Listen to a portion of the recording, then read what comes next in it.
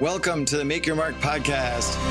Hey everyone, I'm Mark Moyer, author of Win Again, speaker, career coach, and business advisor. And I help athletes, executives, and entrepreneurs reach their fullest potential. What you're going to be hearing in every single episode are conversations with athletes and other sports-related influencers. And we'll be offering you the insight that you need to succeed in life, including advice that will let you jump past your competition, whether it be for a great new job or taking your business to a much, much higher level. Make sure to connect with me on social media at Mark Moyer Coach and go to my website, markmoyer.com, to get access to the tips and strategies that my coaching clients get directly. If you're looking for ways to make your mark, send me an email to mark@markmoyer.com and I'll get you going right away. Thanks for joining me today. It's going to be an awesome episode. Now, are you ready to make your mark? Let's do this. Welcome to the Make Your Mark podcast. My name is Mark Moyer and I'm broadcasting to you live from New York City. Thrilled to have you on board wherever you're listening. If it's here in New York, somewhere else in the United States, or anywhere else on our planet, thanks for being here. And boy, am I excited. I just finished an episode with two guys that are transforming how college basketball is going to be played in the future. I have Ricky Volante, who is the CEO and co-founder of the Historical Basketball League, the HBL. What a great guy. An amazing story. And David West was also on. David West had a really short 15-year career in the NBA, including a couple of national championships with the Warriors. He just retired, and he's jumping completely headfirst into the HBL. This is going to be the new way that college basketball has been played. And you're going to be thrilled to hear this, all about it. But before you do so, make sure you subscribe to this podcast on Stitcher, iTunes, YouTube, Spotify, however you're getting it. The Make Your Mark podcast has amazing guests, great episodes. Make sure to check those out. Also go on to my website, markmoyer.com, anytime to get access to great content as it pertains to taking your business and your career to a whole new level. But let's jump right into this episode. You're going to love it. The content is great. The HBL is really, it's fascinating. You're going to love hearing all about it. Enjoy.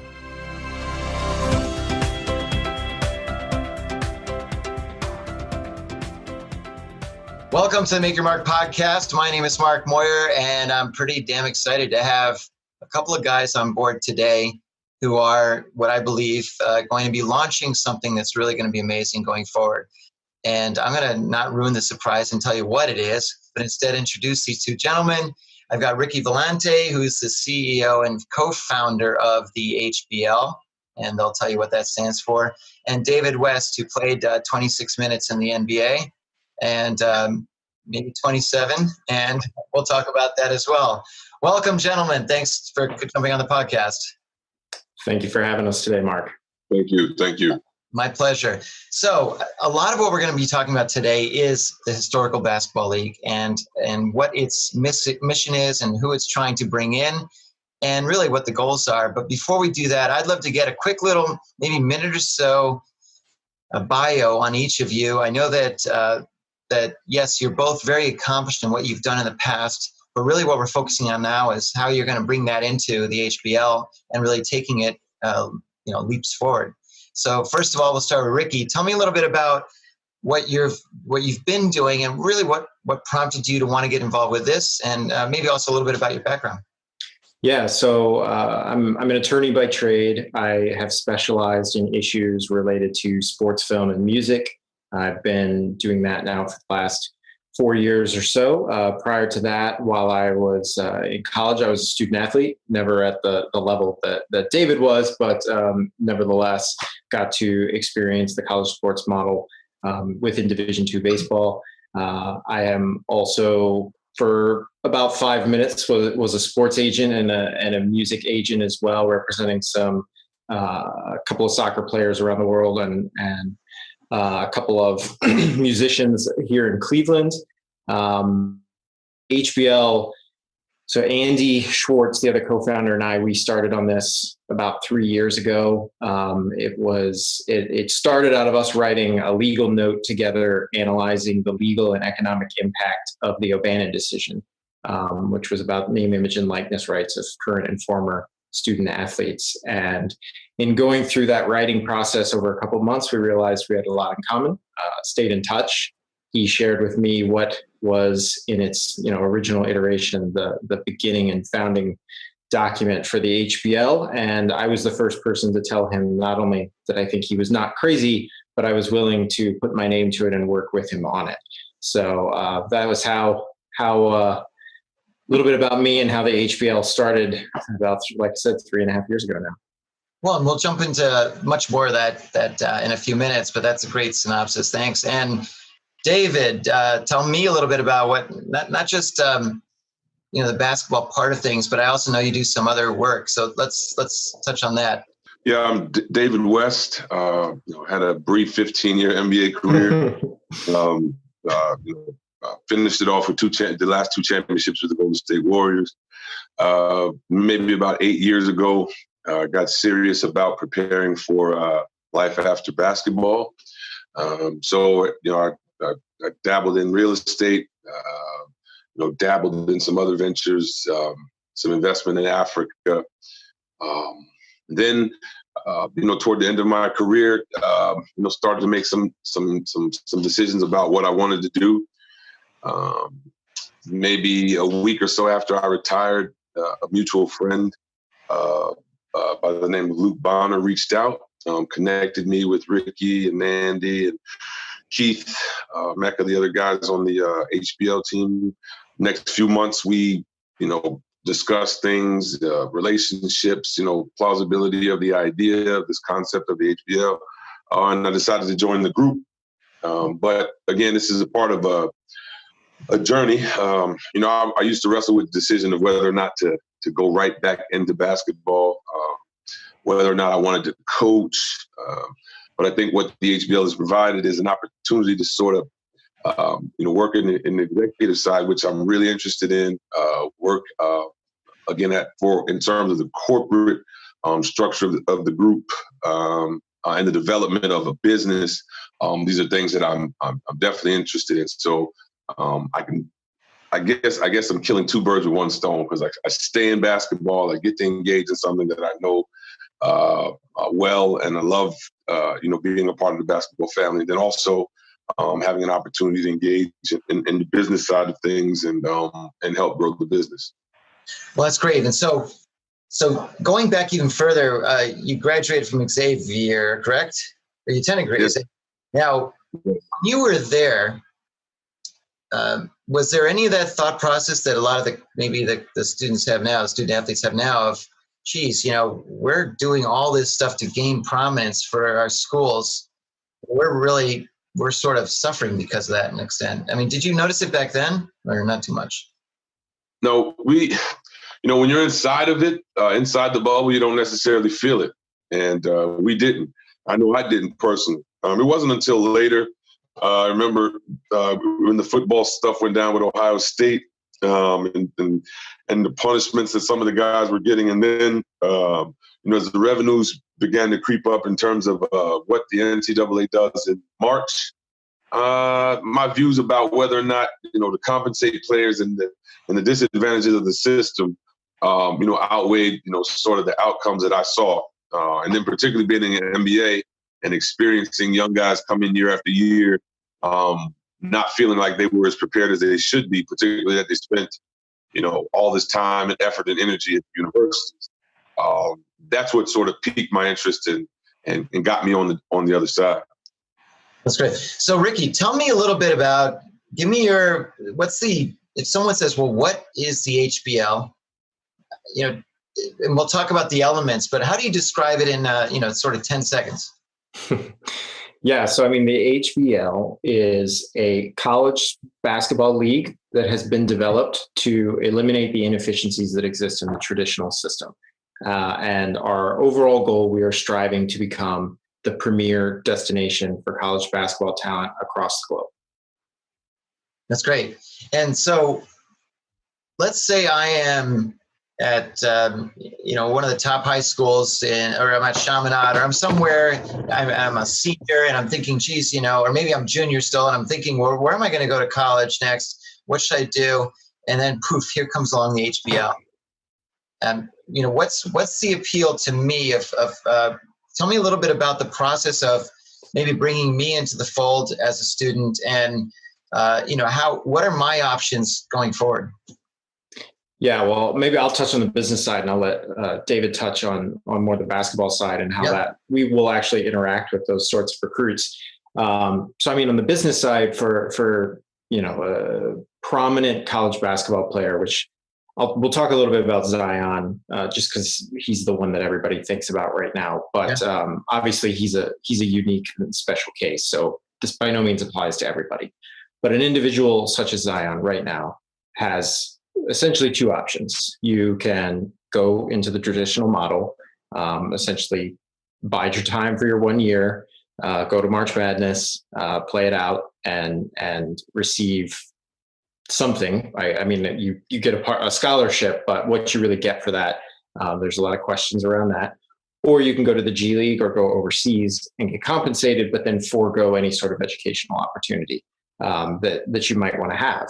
And so with the HBL, what we have set out from day one is to create the model that is best suited for the athletes themselves. So eliminating that false choice between compensation or education, and instead bringing a model together that allows them to have both compensation and education.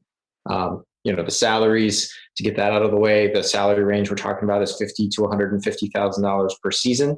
Plus they have a 5-year fully guaranteed scholarship, which cannot be revoked for injury, for athletic performance, for anything except for if you fail out of your classes. That's about the only way that your scholarship gets pulled.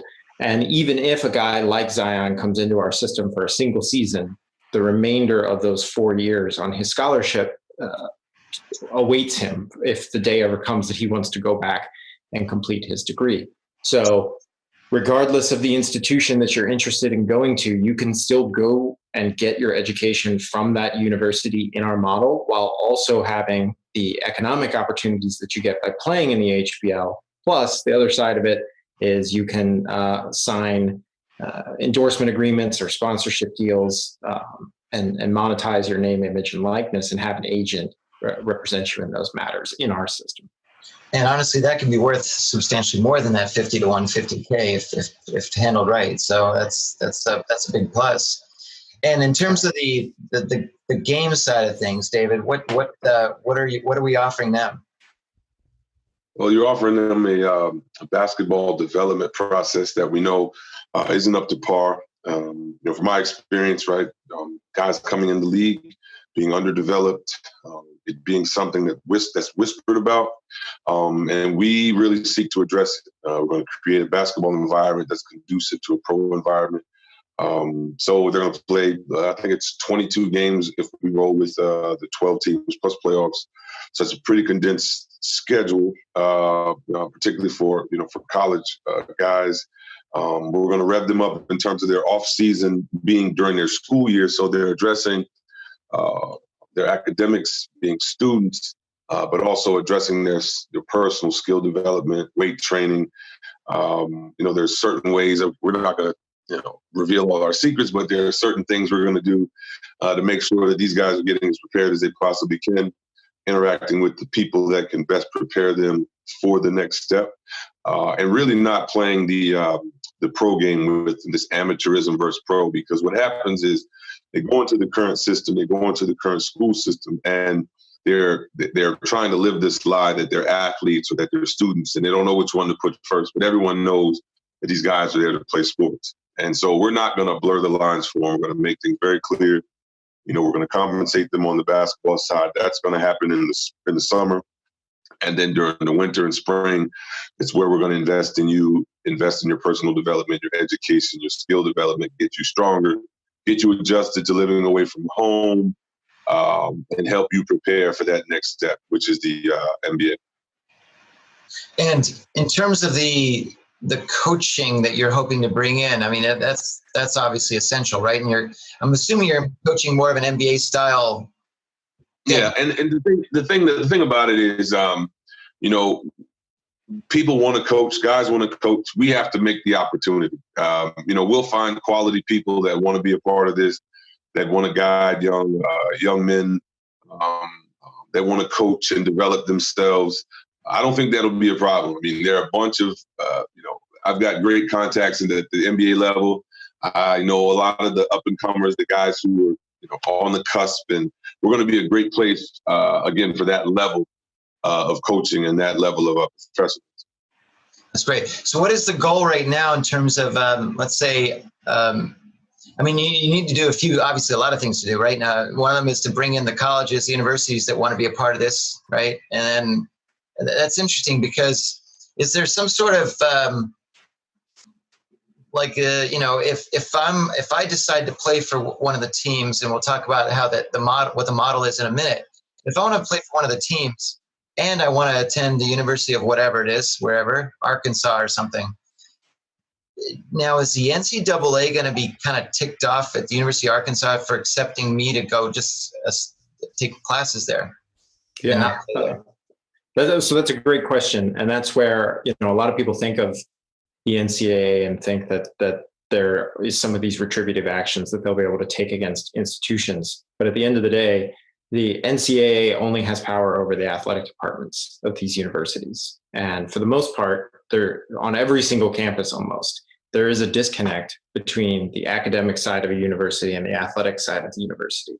At the end of the day, these institutions are in existence to educate people. And from a legal standpoint, there are protections for our players and for us as a league that your hypothetical there's really nothing the NCAA can do. It would be violations of the civil rights of our individual players if they were to try to step in and say, you cannot accept this player because they play for the HBL. It would also then be most likely a civil rights violation by the institution itself if it were to actually take that action.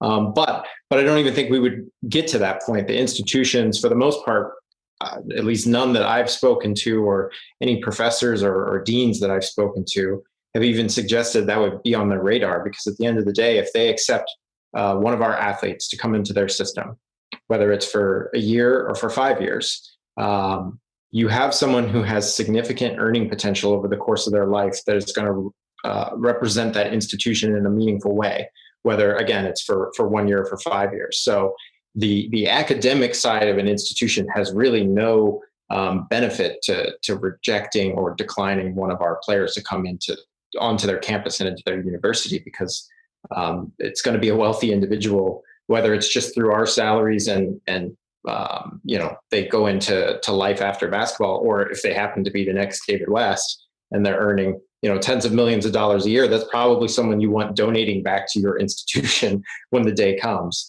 So again, the development and the academic representatives of these institutions shouldn't have any issue with our players. So who wouldn't want to be a part of this, in your opinion? I think we're probably both going to be a little biased on this one, but it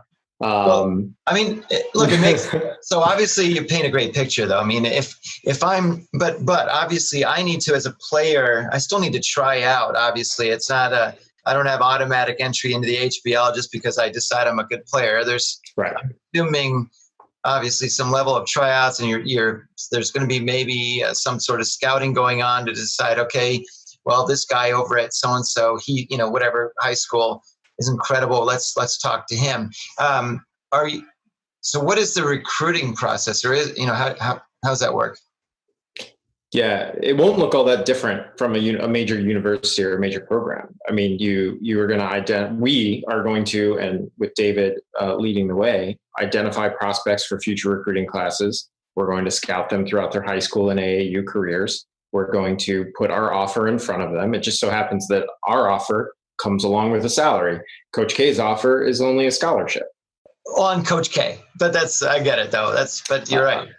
I'll just to interject, I'm going to brag about David for a second here. There's one thing that he can say that Coach K, Calipari, Boheim, and Roy Williams combined, they have 0 appearances in the NBA.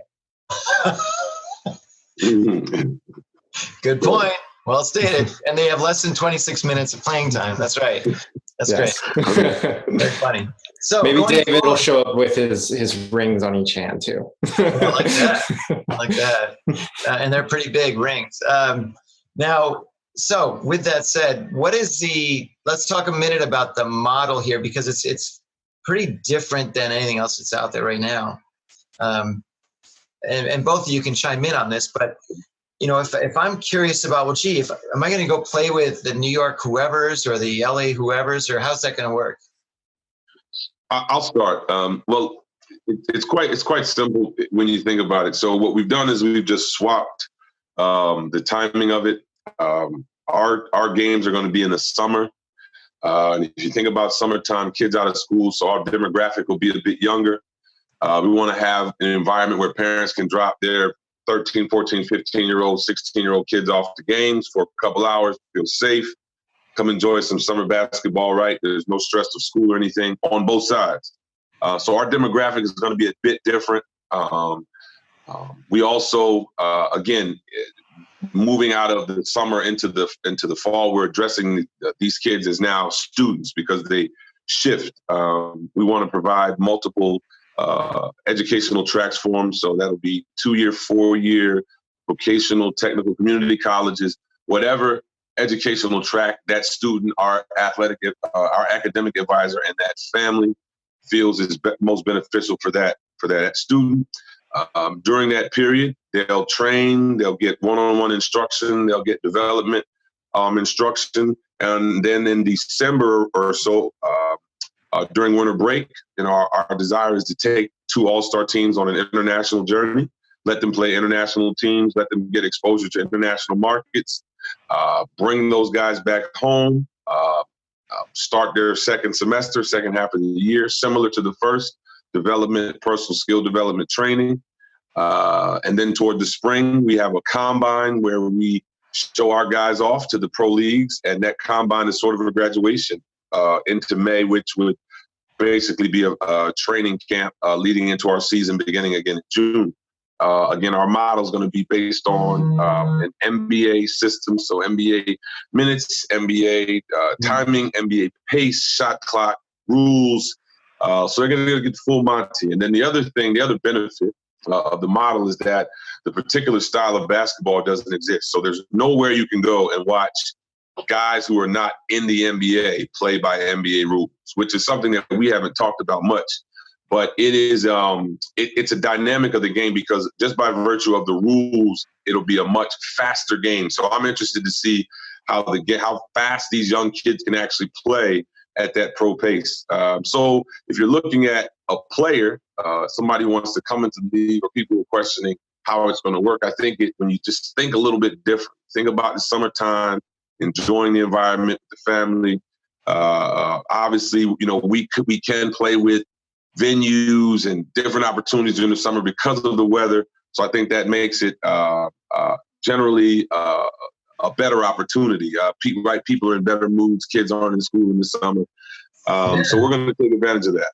Well, what's interesting, and you didn't mention it yet, but I'm sure it's in your repertoire here. But as a parent, I'm intrigued by this because the notion of sending my son or daughter, but son to school, and not having to worry so much about the hoops element of it, nonstop. But instead, they're spending their summers doing this. This is great. And look, it doesn't hurt my feelings that you're paying my son money to do that, and you're going to cover the tab. That's huge, right? It's because I might be thinking, I love my son. He's a great basketball player. He's got a lot of upside, but do I personally think he might make the NBA? Well, I don't know. I love him, but I don't know if he will. So, you know what? Otherwise, he's going to be fully prepared for life after basketball by the HBL. That's fantastic. It's great. Right, and that's a big part of the model. It's there. See, we're going to fill in the gaps. So right now, you have less than 2% of the guys go into the professional ranks. The majority of college players are going to be in school for the bulk of the time. And what the misnomer is that these guys don't have any value at the time while they're in school, and that's just not true. One of the examples I like to use is Aaron Craft, who was at Ohio State. Aaron had a great 4-year career. He was one of the all-time winningest players in college basketball history. He had a great career at Ohio State. That was the height of his basketball career, and he wasn't able to fully take advantage of that. In our system, he thrives, he plays basketball, and graduates with $200,000 in the bank.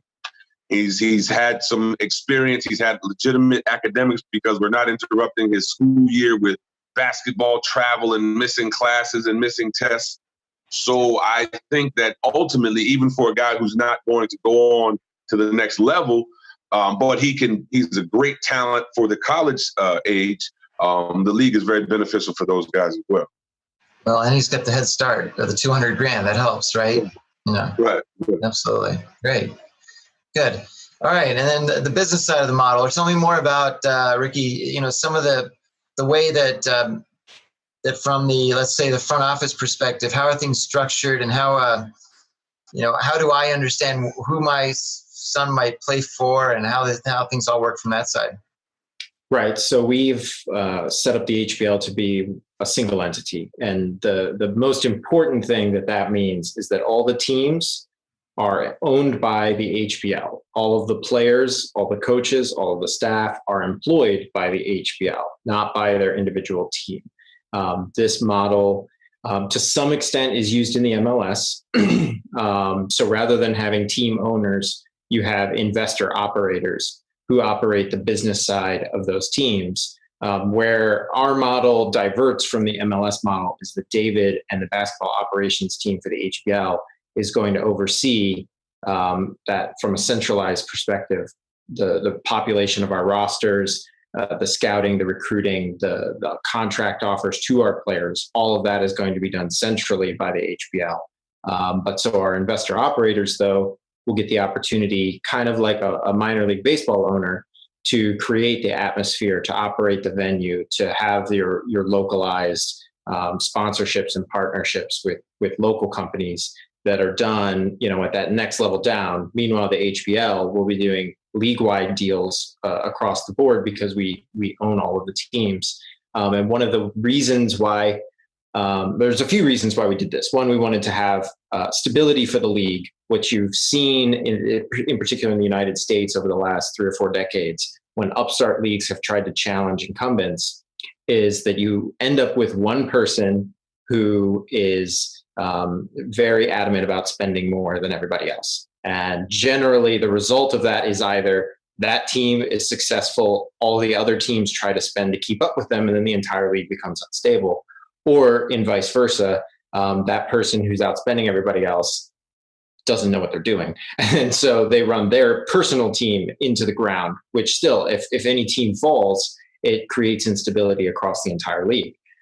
So that has generally been one of the biggest challenges for sports leagues. And the MLS did a really good job when they started about being very strategic and very subtle, even in their league growth and their league spending at the beginning, so that they could develop a base prior to going. Now, where we're a little different than any other league that's ever started in the US is, whereas the incumbent could generally just outspend the competitor. I mean, so when the USFL started in the 70s and early 80s, the NFL had the ability to just simply spend more. And yeah, you'll take your hits. The NFL will take their hits spending more than they want to, but ultimately they have more money than the USFL, and eventually the USFL will run out of money. The difference here for us is that by virtue of the NCAA's rules, they can't outspend us. In fact, they've already reached their cap of what they can offer to players. So that's where, for us, we're very confident in our ability to be able to put a better offer in front of these players. And then David, has done such a good job of describing the benefits that players are going to be getting from an academic and athletic perspective with us. But also the league is insulated from the NCAA responding or reacting to this to try to combat what we're doing. Now, is each team going to have effectively, I guess, some sort of a salary cap? I mean, is everybody going to get allocated, let's say, $600,000 of salary to spend, or how's that work? So we are not going to prevent the creation of super teams. So I will, a quick side note that's not really related to the HBL, but kind of is. So, Andy Schwartz, the other co-founder, is based in the Bay Area. I'm based in Cleveland. when we started this was in 2015. So every single year that Andy and I have been working on this, the Cavs have played the Warriors in the finals. Obviously, that's going to change this year finally. But nevertheless, people continually make the argument in the NBA that the formation of super teams is a bad thing, except all of the economics behind the revenues now that the NBA is generating would show that the opposite's true. The formation of a super team actually generates more interest in the league, because then you have 29 teams trying to take down the giant. Or one or two super teams, whatever the case might be. And so it's not something that we have set out from day one saying, we want to make sure that every single team has 2 of the top 50 prospects. We're not necessarily looking to balance it that way. We're looking at it from the perspective of, we want our players to be playing in cities where they're comfortable, going to universities that they want to go to. And if that ultimately results in 3 or 4 teams being considerably better than everybody else, then that's how it works out. But I mean, it's going to be ebbs and flows. I mean, there's going to be times where one team's better than the other. And then, David's even talked about the idea, and we all as a group have talked about the idea of having one team that's exclusively international players. So, there's all kinds of ways that we can go with this. And the fact that we've got a clean slate in front of us, again, under the guidance of David, the basketball ops team is ultimately going to place these 120 to 144 players across our 12 teams. So, but I assume it's possible that there won't be a long list of people that want to play necessarily in a specific region, we'll say. I don't want to get specific with city names and so on.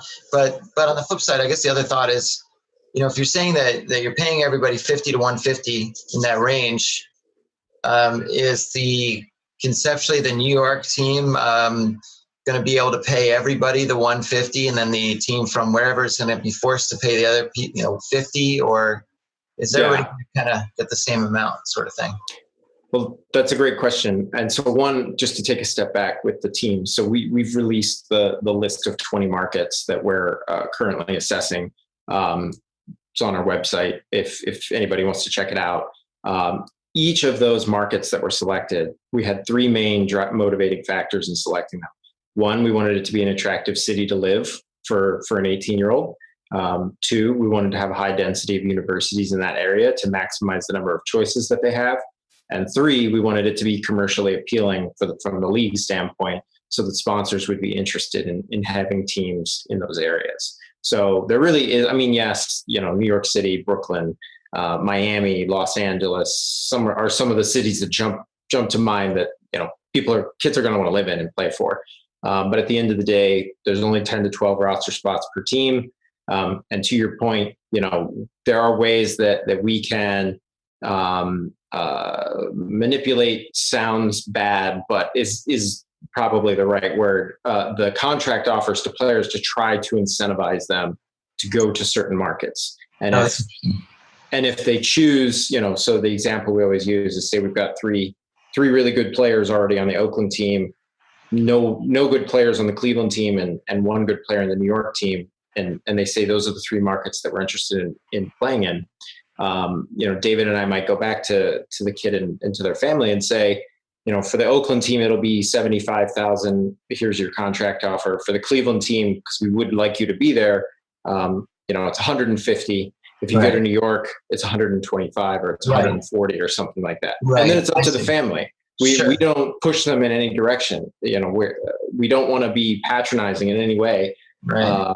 So leave it up to, like David already said it. It's about being a professional, and having to weigh contract offers is part of being a professional. Yeah.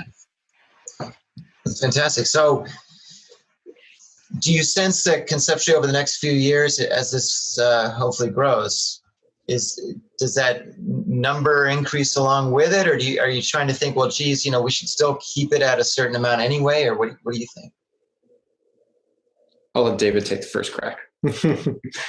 Well, I think that that's going to depend on obviously the growth and how well the league is doing. Our idea is to expand the league as it grows. So grow. Right now we're starting at 20. We want to initially get the first 12, and then grow anywhere from 24 all the way up to 32 teams. So I think once we expand in terms of bandwidth, we can make that decision. There are some exceptions, like say, in 2 years from now, maybe another 2 years from now, there's another Zion Williamson type kid, meaning he's just a high impact kid. Everybody knows he's going to be a consensus number one. Maybe we have to go and offer him a bit more, go above the max. Maybe we call it a super max to get a once in a lifetime type talent to get him in the league, because it will be most beneficial for him and the league. So salaries may shift. And then if I can go back to one point on that last point that Ricky was making. When we talk about the disbursement of talent, we're also going to talk about developing your own identity. So we're going to incentivize guys, right? So the idea that you can go and carry a team, this is what NBA teams want to see. So they want to see you be able to go to Cleveland and carry the weight, as a professional. So we're gonna talk to guys about the importance of that. So we want to have teams with a lot of talent, but we also want to encourage guys to feel like they can go and be, A1 no matter where it is, as long as the basketball culture is right and people are communicating and getting along inside the ecosystem there at that team.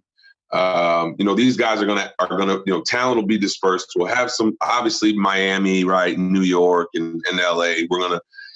But we want to talk to guys about the importance of leading the charge, being a leader in your city, not being a follower in terms of wanting to chart out their own course, particularly early on in their career. You're talking about guys that potentially will be franchise level guys, guys who the franchise is going to say, hey, we're going to pay you a lot of money to be the face of our franchise for 10 or 12 years or whatever. So the sooner we can create environments where they can prepare for that, I think is the better for them.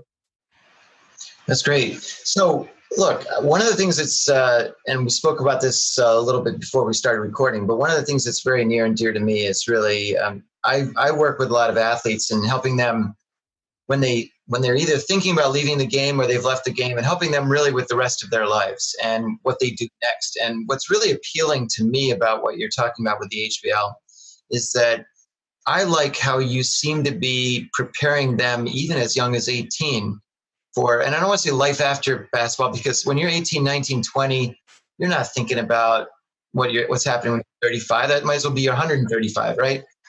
But there are things happening that they may not even notice is happening, that they're picking up as learning to become professionals. And that's what I really like about this, is that there's not just solely the focus on the orange ball, but it's also on what goes on surrounding them.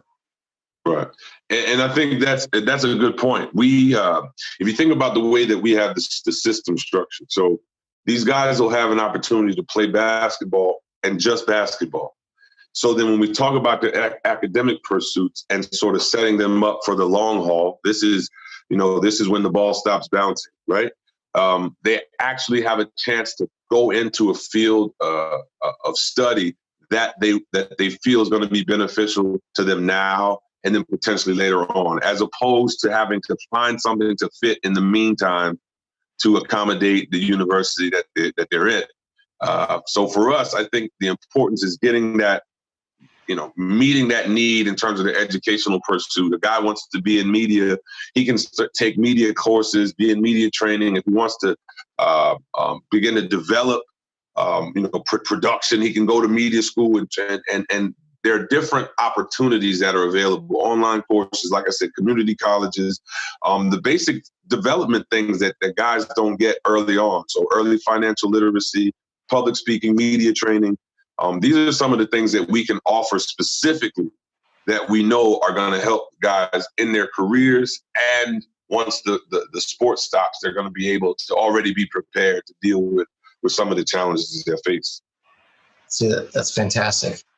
And, the best thing about all of that is that, again, the 18-year-old may not see all that, but I think the family hopefully will see all that, and the parents and or grandparent, whoever it is that's really overseeing a lot of this. So That's fantastic. So now let's shift gears for a minute. I think you've made a great case for why me minus 30 or 40 or whatever it is years would want to be in the HBL and so forth. That's great.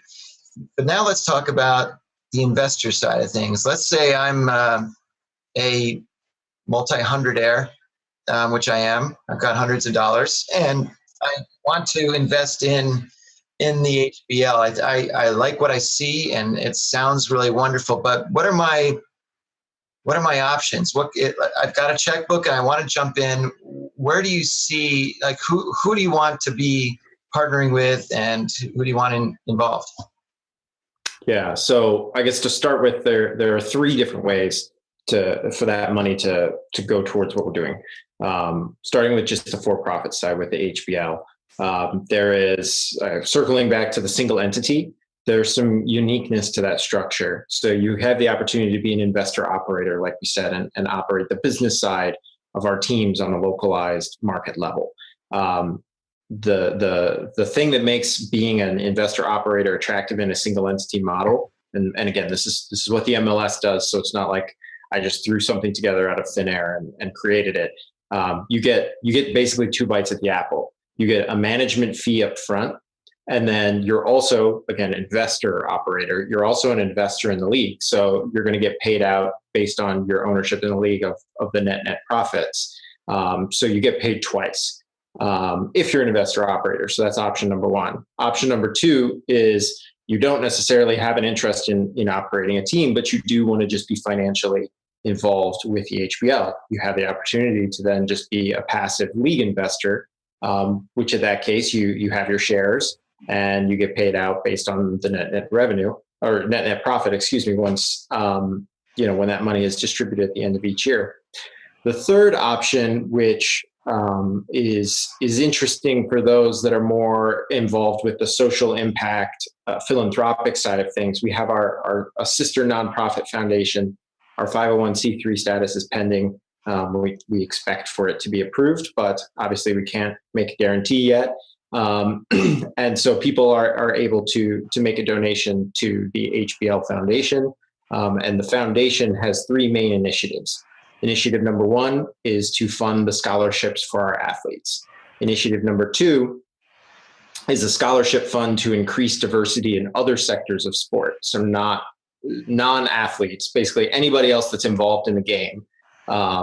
We want to increase both in terms of across all demographics. We want to make sports more diverse. And then initiative number three is going towards the development of original educational content for those life skills, personal development side to fill the gaps in your traditional education as a college student. So David already touched on some of the main ones: financial literacy, media training, public speaking, how to vet and select agents, how your insurance policies from an individual standpoint, your financial planning motivations, what should you do? Should you have a financial planner? Should that financial planner be associated with your agent or not? So, all those different things that a lot of these families and players aren't necessarily suited to make that decision. So, and that content is not only going to be made and developed for our players, we're also going to have parent-specific modules so that the parent can understand what the player is going through and be a resource and be meaningfully involved in the process. Well, one of the big things you didn't mention, I know it's on the brain though, is brand management too. That is essential, especially going forward for any of these kids that, so many of them, and this, you're 18, 19, and you don't really pay attention to what you're putting on this. Well, now we want you to pay attention to that, right? A little bit more. And now, so in terms of revenue, I'm curious about this. Is an NBA team who decides to pick, is there going to be some sort of a special HBL draft, or how does this free agent, Yeah, so our regular season, as David said, starts in June, runs through to Labor Day weekend. So that would be your rising or your college freshman would be going into that system. And as of right now, the rule is you have to be 1 year removed from your high school graduation. So essentially, player X graduates in May of 2020 from high school, and then immediately starts in the HBL in June of 2020. Okay. Finishes our season, regular season, goes to college for the fall semester. They're a superstar all-star, so they play in our winter all-star tour during the winter break. Then they go to the spring semester. They come to our spring combine and preseason tournament for the final showcase, and then they enter into the NBA draft. Got it. So is there any way, because you're already paying these kids, is there any way to do it a little bit almost like the soccer, where that you have a hosting fee, or is there any way to really do that, or is that even been a thought? There is. So FIBA does have a model where if you are a FIBA certified program, you can essentially put that consolidation fee on a player. We have no interest in doing that, just to be clear. We do not want, because that could be detrimental. That could detrimentally impact the player if the HBL is saying, and I don't know what the exact fee is right now, but I know it's in the six figures.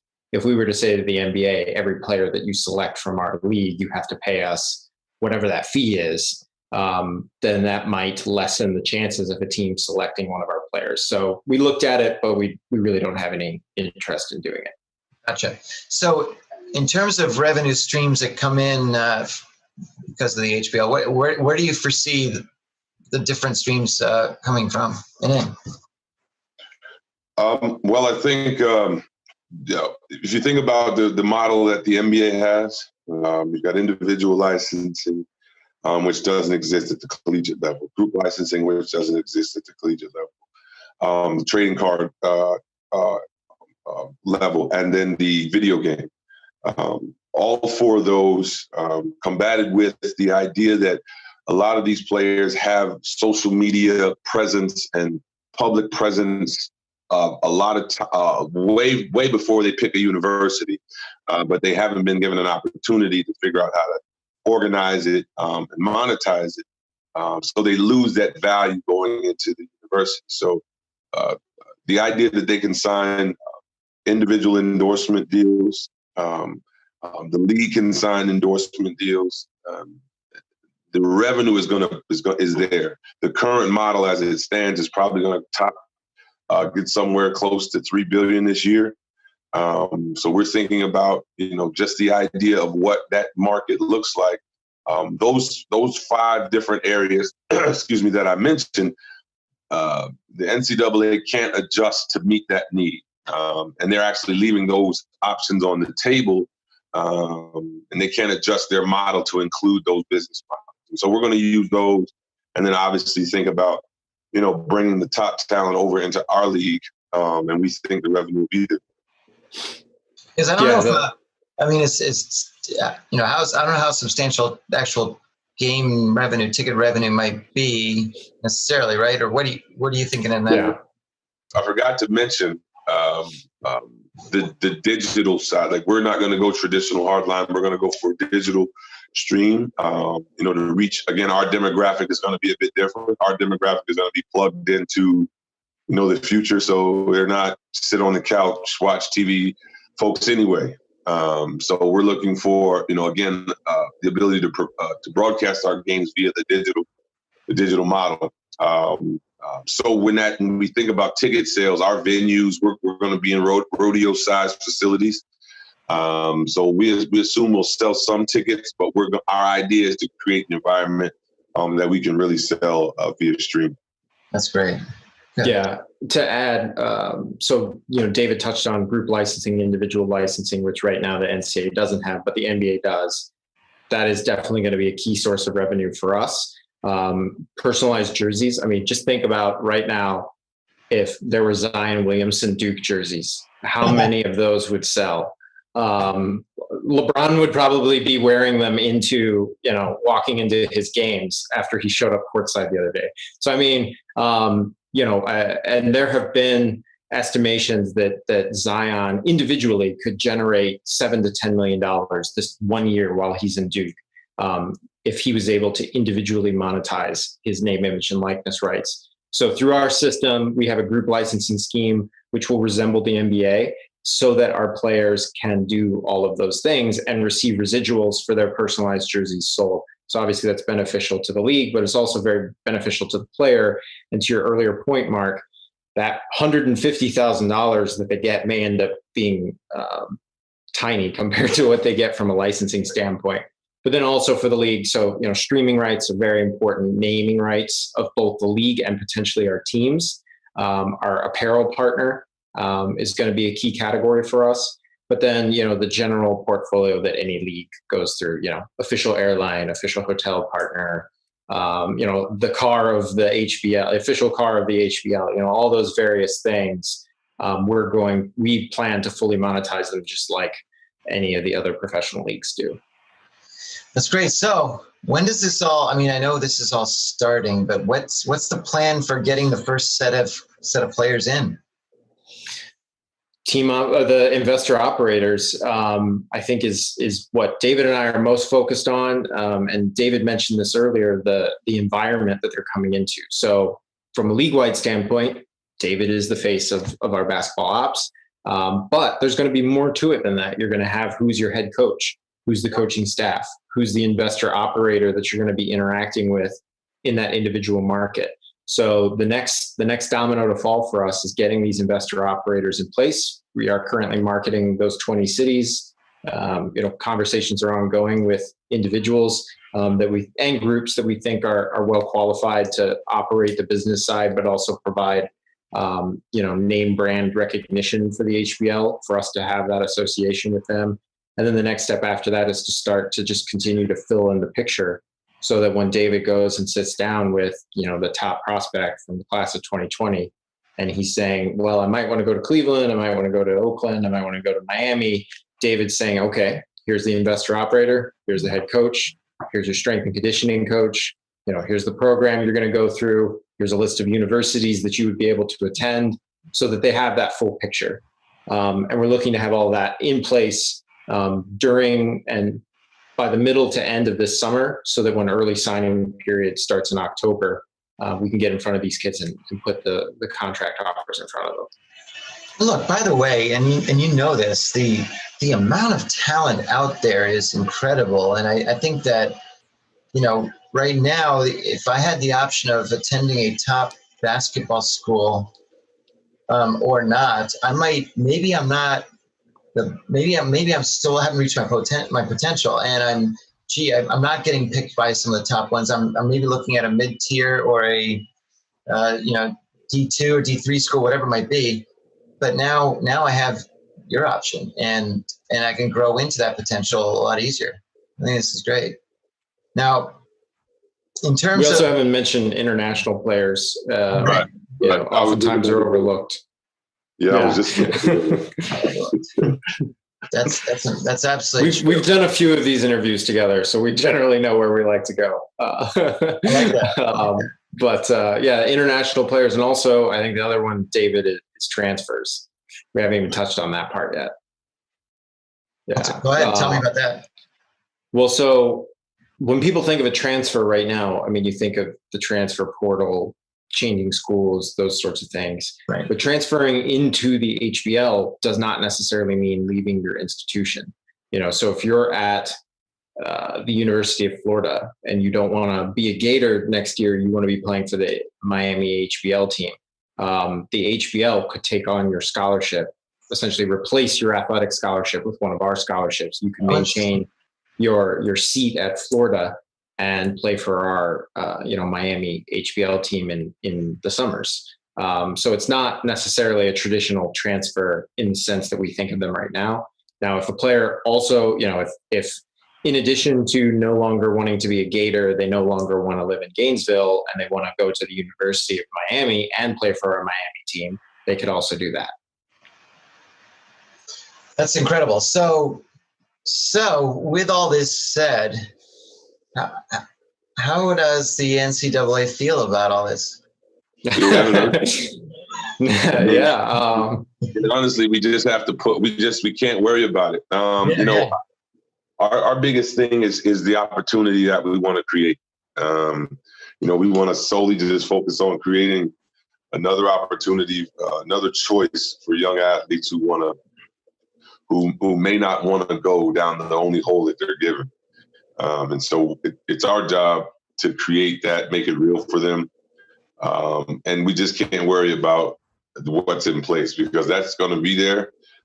For us, it's about creating a space where these players are treated more equitably and more fair, and who they are and what they want to be is addressed, in the interim as well. Now, would people say that the G League is it a competitor? Is it how does it compare to what you guys are doing? Well, we're specifically a college basketball league. I think that's the biggest. That's what I've tried to say a few times here now. Is we're specifically a college basketball league, and we're going to deal with 18 to 23-year-olds, 5-year programs, and then we have an expectation of our guys to matriculate on into the professional ranks, whether it is the NBA or a G League or some international league. Right. That's fabulous. So this is all. This is very exciting. I know you guys are both working. I don't want to say around the clock, but almost around the clock to really get this launched and so forth. And I know that you have, and people can see on the website, the hbleague.com, that there's you got a big, a really solid group of people behind you. But I also know that there are lots of people out there that don't know about this yet. And once they start knowing more about it, I think you're going to get a lot more support and push behind it.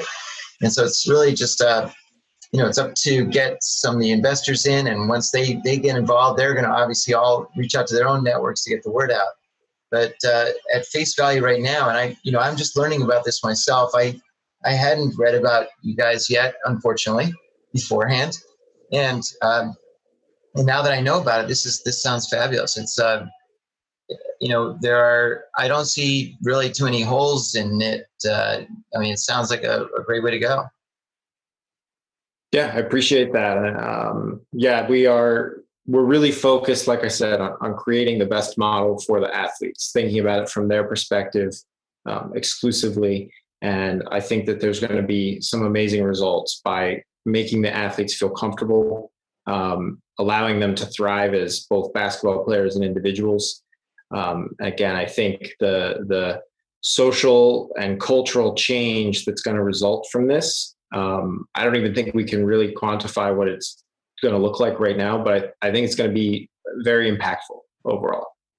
That's fabulous. Any last words, David? No, thank you for having us, man. Enjoyed the conversation. No, listen, this is wonderful. I really appreciate you guys being on board. The best of luck with HBL. Again, I like to showcase on this podcast. It's called Make Your Mark because I like to talk about things in the sports industry that clearly are making an effort to be doing the right thing and the good thing. And it seems certainly that the HBL is falling into that category. I wouldn't be talking to you if I thought it was a disaster. So I think this is all great. And look, best of luck. Keep it up. And I'm sure I'll be speaking to you quite a bit going forward. Yeah, thanks for having us, Mark. My pleasure. Thanks so much for joining us today on this episode of Make Your Mark podcast. The goal of the podcast is to help you find ways to make your mark, to succeed in life, and to jump past your competition. Be sure to leave me a review on iTunes and Stitcher, and subscribe to be the first to hear new episodes. If you're looking for ways to make your mark, send me an email, mark@markmoyer.com, and I'll get back to you right away. Thanks again for listening, and we'll see you next time.